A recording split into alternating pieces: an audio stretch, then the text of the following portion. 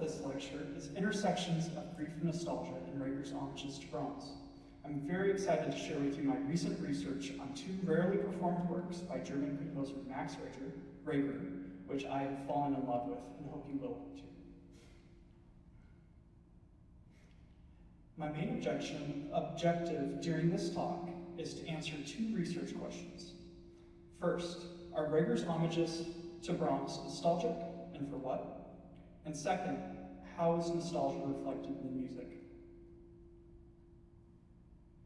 The topics to be discussed include some brief background, the framing of our nostalgic lens, the cultural significance of Brahms' death, then a closer look at Reger's view of Brahms, and finally, a musical analysis of nostalgia in Reger's homages. Now for some introductory information before we dive deeper. So who was Max Reger? He was a German composer, conductor, organist, and music teacher from Bavaria who lived from 1873 to 1960. He had a prolific musical output despite his premature death, spanning 147 opus numbers and numerous works without opus. Although he is known mostly today for his organ works, he composed copious amounts of solo piano works, lieder, choral works, chamber works, and orchestral works. And most importantly, Reger was a staunch admirer of Johannes Brahms, especially during the 1890s, but more on this later. The late 1890s were a time of great difficulty for Reger, who was living in Wiesbaden at the time. Brahms died on April 3rd, 1897, corresponding closely with Reger's own personal crisis, brought on by alcoholism, possible opioid abuse, and declining mental health, not to mention mounting financial debt. This eventually led to an intervention by his family, after which Reger moved back to his parental residence in Weiden from 1898 until 1901. Presumably because of his declining well-being, Reger did not attend Brahms' funeral, nor send a letter of condolence. Anna Malinsky notes in her article on Brahms' funeral that this was a customary gesture for those who could not attend. With these facts in mind, it seemed that Reger did not publicly mourn Brahms' death at all. Instead, he composed two solo piano works in 1898, the year after Brahms' passing, that served as his eulogy. The first of these was Rhapsody, with the subtitle Den Mannen Johannes Brahms, and the second was titled Resignation, also with a commemorative subtitle. Now with some background established, we need to build a framework to understand how nostalgia functions in the context surrounding Reger's homages. Originally a 17th century medical term referring to an illness thought to be caused by homesickness, nostalgia today refers broadly to a bittersweet emotional longing for the past. There's an important connection between grief and nostalgia. Both are reactions to loss. Loss can be both abstract, as in the case of lost innocence, or more concrete, such as in the loss of a loved one. In most cases of significant loss, the object of grief is irrecoverable because time is irreversible. We cannot undo the past. This is why we feel nostalgic for the supposed better times before. As renowned sociologist Michael Jacobson explains, quote, "Most people will at certain points in their lives, perhaps especially when crisis, adversity, transition, or death and grief strike, think fondly about life before things went wrong or something painful happened," end quote. Thus, we can see that hardship and trauma often function as triggers for nostalgia. Part of the reason for this is that nostalgia, like the grieving process, is a coping mechanism. Psychologists Walshut and Sidikaitis call nostalgia a homeostatic corrective, that is, an emotion triggered by negative states that works to restore balance to the psyche. Also connected to grief and nostalgia is people's need to create or acquire tangible representations of that which they lost, especially a loved one. They do this so that they can still feel a connection to the deceased through an object, such as an urn, a gravestone, a statue, etc. This object becomes imbued with special meaning in the absence of the person it represents because of the memories they left behind. As architectural historian Wim Deslagen notes, quote, "It is a general human characteristic to want to compensate for a trauma. This is the function of monuments to the dead. They keep memories alive," end quote. I assert that the musical homage serves as an oral monument. In fact, this is the expressed purpose of the French genre of the tombeau, a lamenting musical genre originating in the mid-17th century, meant to commemorate the deaths of respected individuals. While Reger did not give his homages the title of tombeau, they essentially function as such. Another important facet of nostalgia is Golden Age rhetoric. The concept of the Golden Age pertains to an era in the past, very often not lived, that becomes the ideal in the present for which people strive to return to. This version of the past is almost always a constructed image that is not completely accurate. Borrowing from political scientist Andrew Murphy's research on the subject, Golden Age rhetoric relies on a few things. First, a collective acceptance of a given time in the past as a golden age. Second, a view of this golden age as pure and the present as degenerate. And third, a call for reform to return to the values of the perceived golden age. We will see these ideas return in the next area of discussion.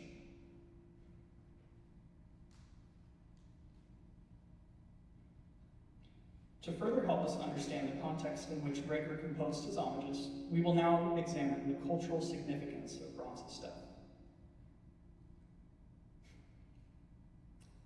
Evidenced by his extravagant Viennese funeral, Brahms had already reached celebrity status within Europe before his death.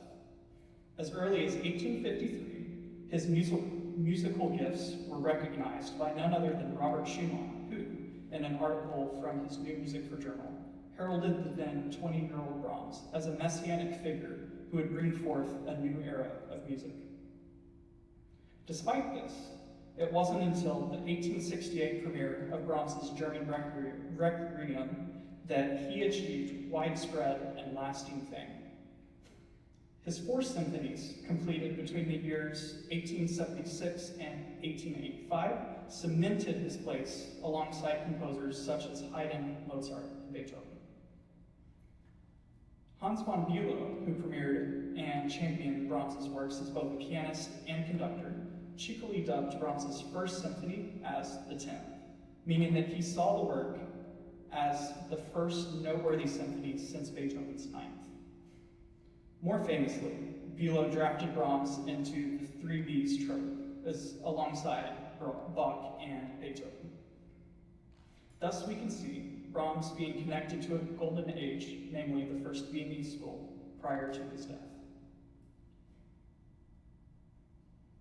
This golden age rhetoric about Brahms continued in the years following his death. In the 1898 proceedings for the Musical Society, English composer Ernest Walker called Brahms the last of the great composers and the last representative of the so-called classical era. Renowned music theory, who was also the teacher of Reger, Hugo Riemann, had similar views of Brahms. He was a close friend and admirer of the composer, and, according to Heyer and Redding, saw Brahms as the, quote, conservator of the great German tradition, end quote. This suggests that his death was seen not only as an artistic loss, but also one of national identity. Yet again, Golden Age rhetoric is apparent here. Both Riemann and Walker connected Brahms to a distant musical past that they held as perfect, but in which they never lived. Riemann's nationalistic slant is also particularly interesting. Him and his followers felt that the new Germans, such as Wagner, Strauss, and Mahler, had diverged from the ideals of the first Viennese school with their programmatic music and thus tainted German music. To them, Brahms's revitalization of older forms stood as the last line of defense to preserve absolute music and thus authentic German music. Therefore, his death meant a definite break from the past and the end to a long and cherished tradition. Next, we will take a closer look at what Brahms's death meant personally to Reger. Reger's view of Brahms during the 1890s was in lockstep with his teacher Hugo Riemann, whom he studied with from 1890 to 1895. The majority of Reger's letters from this period that make mention of Brahms speak to the young composer's intense admiration for his music. It is important to note that there is currently no evidence that the two composers ever met in person, but they did amicably correspond via letter in 1896 when Reger sent Brahms an organ suite seeking his approval. Here's some quotes from Reger's letters. In an 1893 letter, Reger names Brahms as, quote, "the only one of the living composers from whom one can learn something, and a man of immense emotional depth, imbued with an energetic, steadfast artistic consciousness." And in an 1896 letter, Reger says, "What secures immortality for Brahms is never his reliance on the old masters, but rather the fact that he knew how to evoke new, undreamt of emotional moods by virtue of his own spiritual personality. Therein lies the root of all immortality." And finally, in an 1897 letter written shortly after Brahms's death, Reger repeats Bülow's three-piece trope. He says, "I, the most ardent admirer of Johann Sebastian Bach, Beethoven, and Brahms, should therefore preach revolution?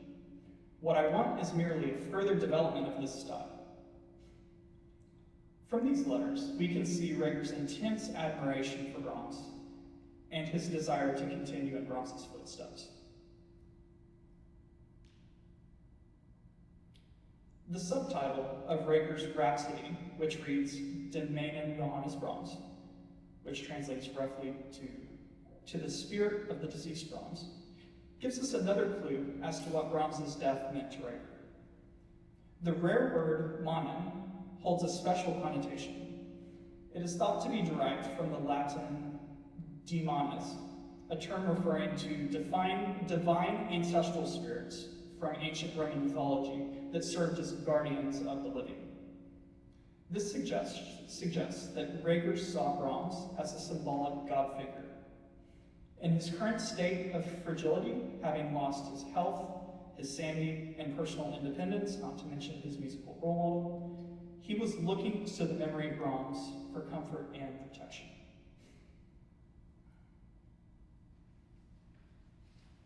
The second half of this lecture will now focus on how nostalgia is reflected in Reger's homages. For an homage to communicate nostalgia, it must induce previous memory. One of the most obvious ways this can be done is through imitation of an original model. As Dinslagen notes, quote, "The copy is an act of homage to its original, and repeating it is an act of commemoration. It may not be possible to improve on the original artwork, but the copy does offer a pleasing experience because it recalls the admiration of people of former times for the original." In his homages, Reger imitates Brahms in two obvious ways: direct quotation and broader allusion. Reger's most obvious direct quotation of Brahms is found at the end of Resignation, where we hear the main theme from the third movement of Brahms's Fourth Symphony, a piece that Reger saw as one of the milestones of music at his time. I will first play you a recorded excerpt of the symphony, and then play Reger's quotation on the piano.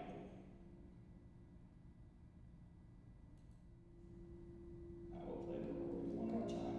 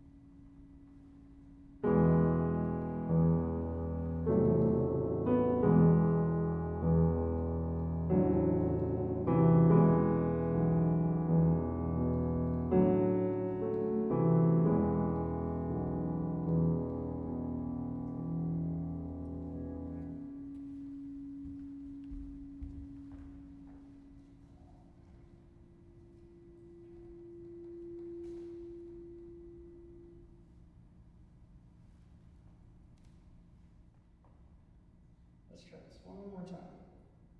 For an homage to communicate nostalgia, it must induce previous memory. One of those, no, there we are. Okay. This quotation is particularly interesting in the overall tonal scheme of Resignation.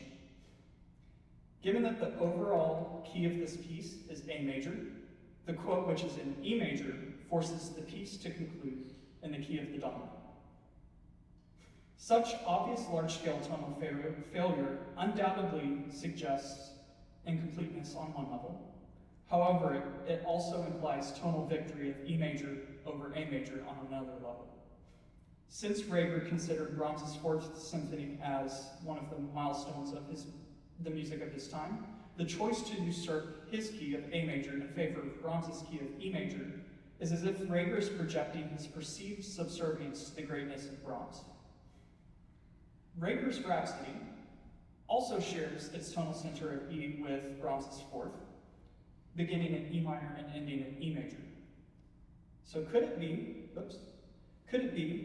that the tonal center of E carried a special weight for Reger around this time and was used as a broader musical coding to represent Brahms in these works? I, for one, think so. While the previous quote of Brahms's Fourth is by far the most explicit in Reger's homages, there's another quote worth mentioning. In measures 7 through 9 of Resignation, a brief parenthetical section of music features the same four-note motif of E, D, E, C, found in the presto sections of the third movement from Brahms's Second Symphony. The clarity of this quote is significantly veiled, however, due to its altered tempo and meter compared to the source. But the fact that Brahms's exact pitches are retained suggests that this quote was intentional. I will now play you a recorded excerpt of Brahms' symphony, and then play Reger's quote on the piano and hope that we don't blow our ears out.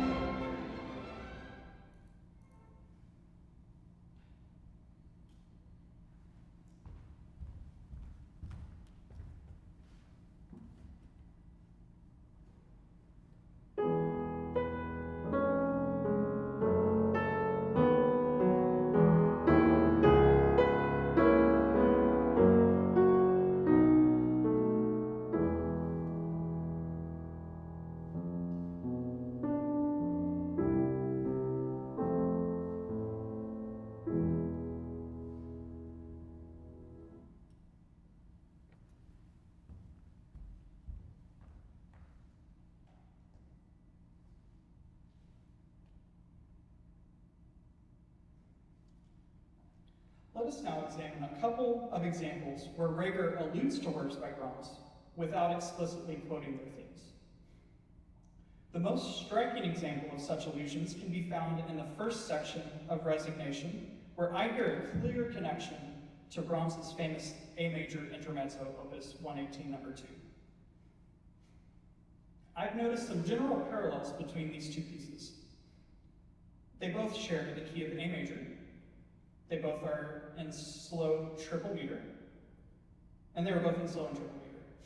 These characteristics alone are not enough to assume a definite link. However, if we look at the opening phrases of both pieces, we find a similar 1-4 motion, and the 1-4 root motion moving from the pickup to the first downbeat. We also see both phrases modulate to the dominant E major before the terminative cadence, and this cadence just so happens to occur a very similar distance into both pieces.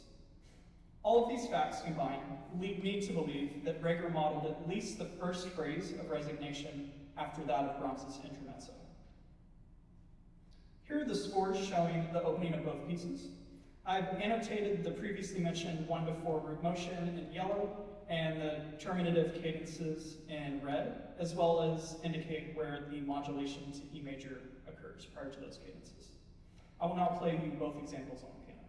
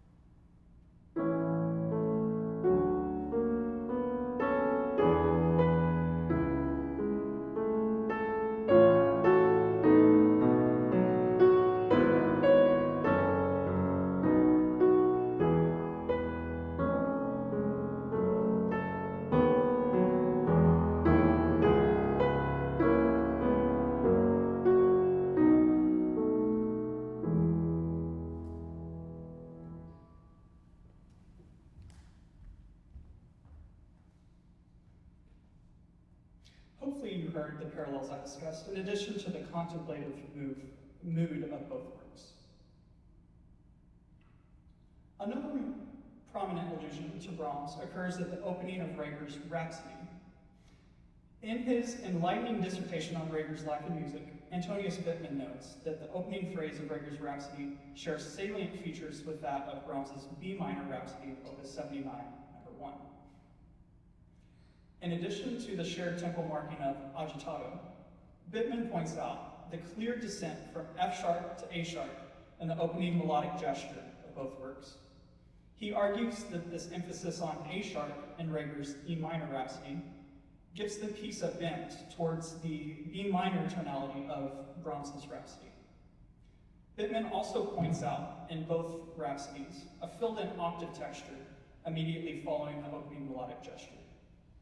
With these shared features in mind, it seems likely that Reger initially used Brahms's B minor Rhapsody as a model. Here are the opening gestures of both Rhapsodies. I've indicated the descent from F sharp to A sharp with an arrow in both examples, and highlighted the filled-in octave texture with yellow. So I will now play a recorded excerpt of Brahms's Rhapsody, and then I will play Reger's opening on the piano.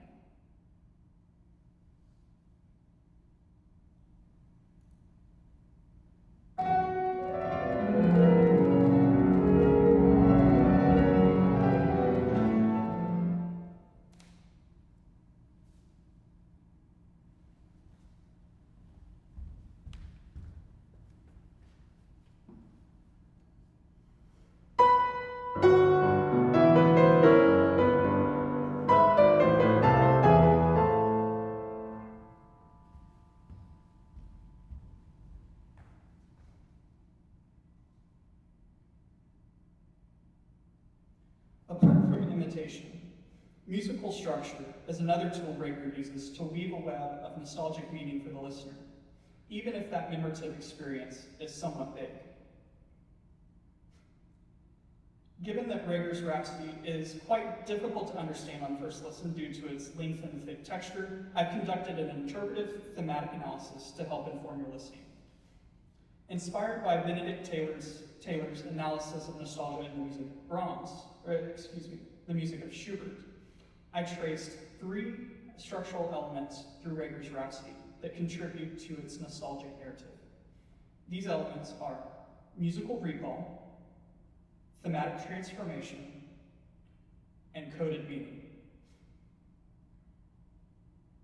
So there are 3 main motifs heard throughout Rhapsody. We have the opening motto, which I just played for you, a motif that oscillates between adjacent semitones, and lastly, a motif in minor with the scale degrees 1, 3, 2, 1 at its beginning. I will now play for you each of these motifs to familiarize yourself with them.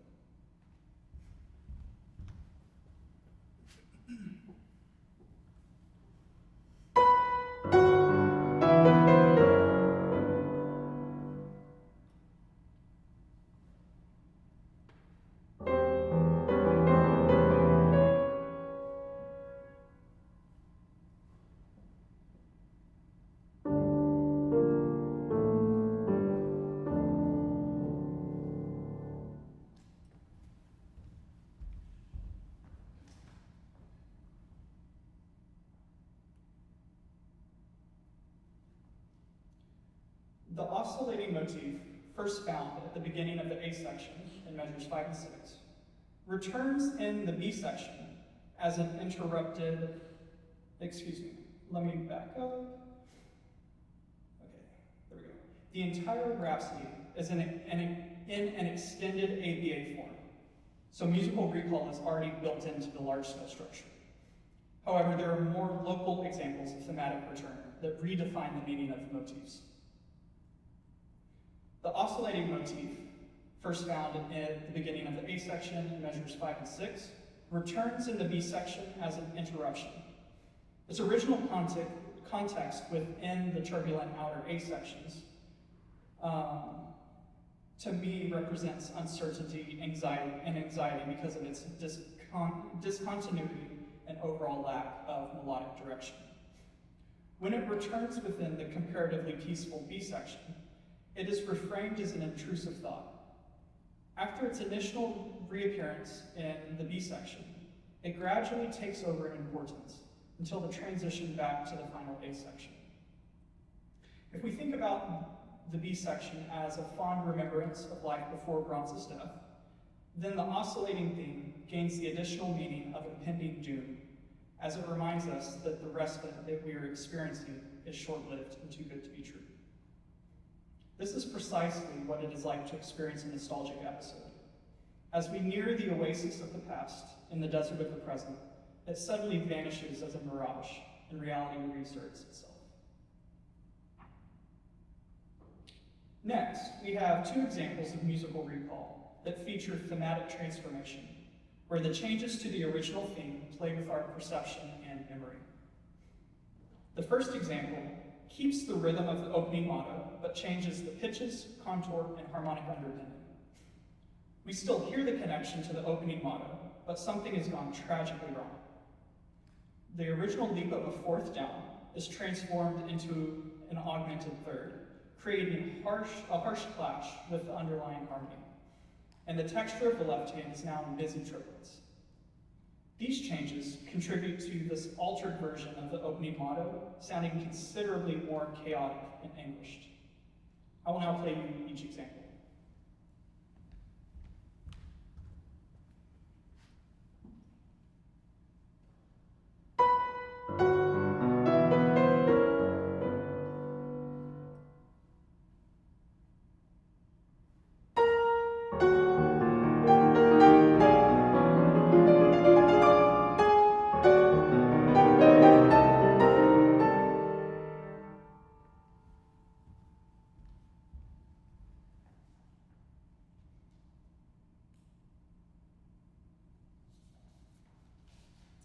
The next example of thematic transformation also involves this opening motto. As it turns out, the main theme of the contrasting B section is essentially an intervallic replica of the opening motto, taking into account melodic inversion, making the entire piece actually a veiled monothematic form. I will now play just the themes themselves without the surrounding texture.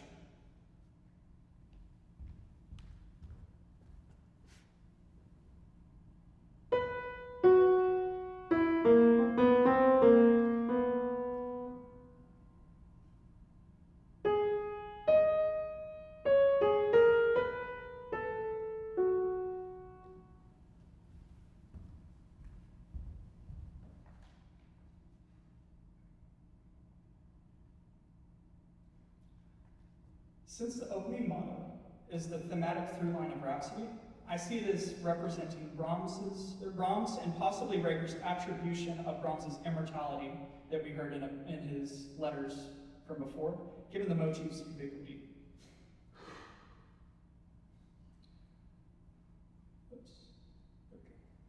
We've already discussed the possible meanings of two out of the three themes in Reger's Rhapsody. The opening motto represents Brahms because of its pervasiveness, and the oscillating motifs signals anxiety and doom. But there's one more theme in Reger's Rhapsody that deserves our attention, and this is the prominent motif in octaves with the scale degrees 1, 3, 2, 1. I see this theme as representing death, and I think it engages with a pre-existing tradition for conveying mortality and death that we see in 19th century music more broadly. One popular way that composers signaled death in their music was through the incorporation of the Dies Irae theme. This is a melody derived from a 13th century plain chant about death and Judgment Day. We see this theme appear in pieces like Berlioz's Symphonie Fantastique, as well as Liszt's Totentanz, among several others. Musically, this theme is in the minor mode and features a narrow range centered around the same scale degrees as Reger's theme, scale degrees 1 through 3. And interestingly, composers of the 19th century often wrote melodies related to, but not exactly like the Dies Irae motif, and they use these melodies for similar dramatic purposes. Here's some noteworthy examples. First, we have the main theme from Chopin's Funeral March from his second sonata, along with Saint-Saëns' Danse Macabre. Both motifs in these examples use only scale degrees 1 through 3 in the minor mode. Next, we have two examples from Brahms's late intermezzos. While not explicitly about death, at least in the title, these pieces were composed late in Brahms's life when he was coming to terms with his own mortality. The melody of the Opus 118 example even seems to quote the first four notes of the Dies Irae theme before diverging.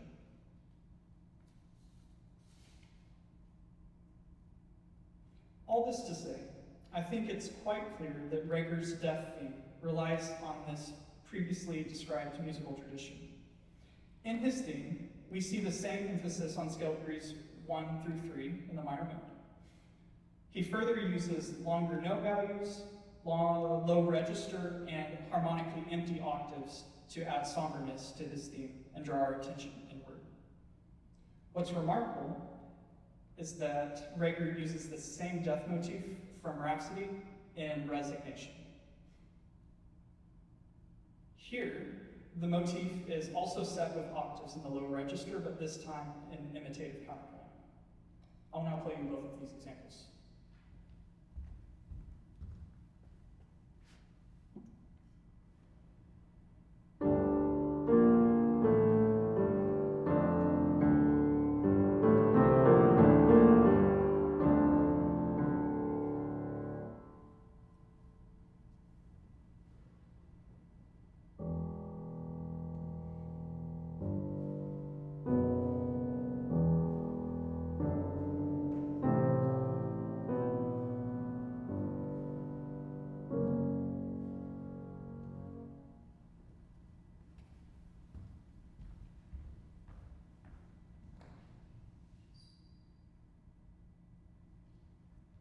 In conclusion, Reger's homages to Brahms demonstrate the human need to cope with death by preserving memories within a tangible medium, in this case, music. It is this tangible representation of the deceased that strengthens the nostalgic bond between them and the living. Within the larger cultural sphere, these works and their composer echoed the general sentiment surrounding Brahms's death.